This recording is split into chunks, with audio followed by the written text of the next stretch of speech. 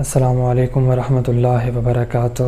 اعوذ باللہ من الشیطان الرجیم، بسم اللہ الرحمن الرحیم۔ او کصیب من السماء فیہ ظلمات ورعد وبرق یجعلون اصابعهم فی آذانهم من الصواعق حذر الموت واللہ محیط بالکافرین۔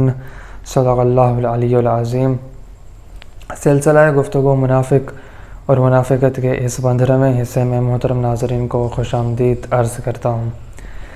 عزیزان محترم، سورہ بقرہ کی آیت نمبر 19 میں ایک مرتبہ پھر اللہ تعالیٰ منافقت کے حوالے سے ایک مثال بیان فرما رہے ہیں، ایک منظر پیش کر رہے ہیں، جس طرح سے آیت نمبر 17 میں بھی بیان فرمایا کہ منافق کی مثال اس شخص جیسی ہے جو اپنے ماحول کو روشن کرنے کے لیے، روشنی حاصل کرنے کے لیے آگ جلاتا ہے، اور جب آگ جل جاتی ہے اور اس کے ماحول کو روشن کر دیتی ہے تو اللہ تعالیٰ اس کی روشنی، اس کا نور ختم کر دیتا ہے، سلب کر لیتا ہے اور اس کو اندھیروں میں چھوڑ دیتا ہے، اور اس اندھیرے میں پھر کچھ بھی نظر نہیں آتا۔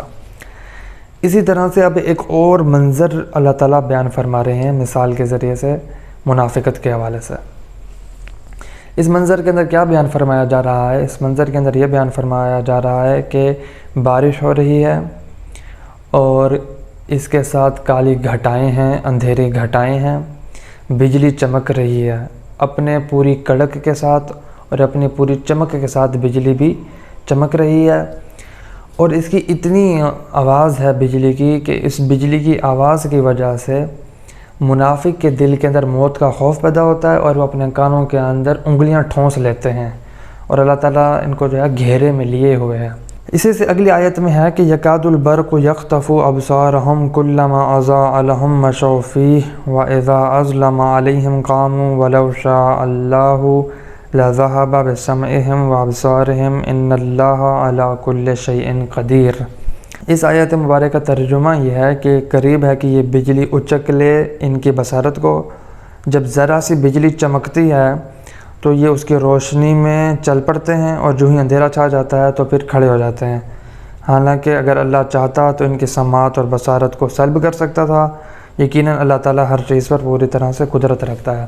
یعنی کہ اب منافق جو ہے اس کے لیے ایک ماحول بیان کیا جا رہا ہے کہ بارش ہو رہی ہے، اندھیری گھٹائیں ہیں، اور اس کے اندر بجلی چمکتی ہے اپنی پوری کڑک اور چمک کے ساتھ، اور اس کے آواز کی وجہ سے منافق کے دل میں خوف پیدا ہو جاتا ہے موت کا، اور وہ اپنے کانوں کے اندر انگلیاں ٹھونس لیتے ہیں۔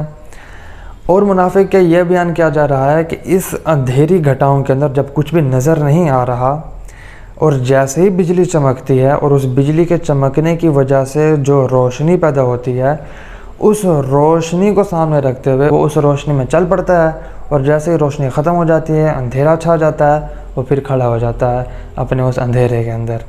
اب اللہ چاہتا تو ان کی بصارت بھی چھین سکتا ہے، ان کی سماعت بھی چھین سکتا ہے، اور بے شک اللہ تعالیٰ ہر کام کر سکتا ہے، ہر شے پر قدرت رکھتا ہے۔ عزیزان محترم، اب اس کے اندر منافق کا ایک ماحول بیان کیا گیا ہے کہ ایسا ماحول جس کے اندر ہر طرف سے پریشانی ہے، مشکلات ہیں۔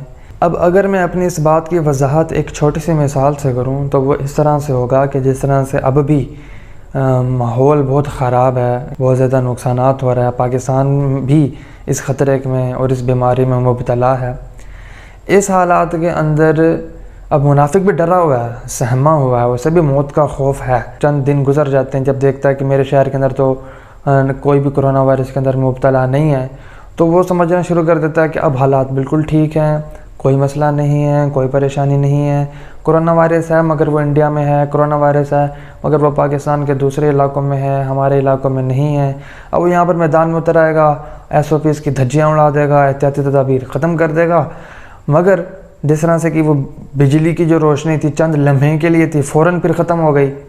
اسی طرح سے جیسے ہی پھر بیماری اس کے اوپر حملہ آور ہو جاتی ہے، اور پھر ویسے ہی اپنے ظلمت کے اندر خود ہی گرفتار ہو جاتا ہے۔ عزیزان محترم، یہ ایک چھوٹی سی مثال ہے۔ تو منافق کا ایک ماحول بیان کیا گیا ہے کہ منافق اس حالات کے اندر کیا کرتا ہے، منافق کی روش کیا ہوتی ہے، منافق کی چال کیا ہوتی ہے، منافق کی تدبیر کیا ہوتی ہے۔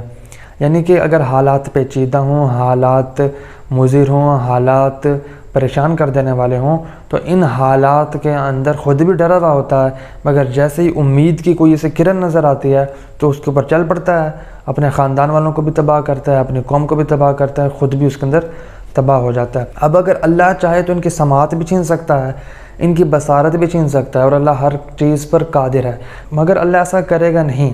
کیوں؟ اس لیے تاکہ لوگ خود بیدار ہوں، مومنین خود ہوشیار ہوں، اور وہ اپنا تحفظ خدا کی مدد سے خود کریں۔ اگر اللہ چاہتا تو اللہ فرعون کو بھی ختم کر سکتا تھا، اللہ چاہتا تو اللہ نمرود کو بھی ختم کر سکتا تھا، اللہ چاہے تو باطل قوتوں کو، آج کے زمانے کی باطل قوتوں کو خود ہی ختم کر دے، مگر اللہ ایسا نہیں کرتا۔ اللہ مومنوں کو چاہتا ہے کہ مومن بیدار ہوں، اور وہ اللہ تعالیٰ کی مدد سے وہ طاغوت کو نابود کریں اور اس صفحہ ہستی سے ختم کریں۔ انشاءاللہ مزید گفتگو آنے والے حصوں میں کریں گے، تب تک کے لیے اجازت چاہتا ہوں۔ والسلام علیکم ورحمۃ اللہ وبرکاتہ۔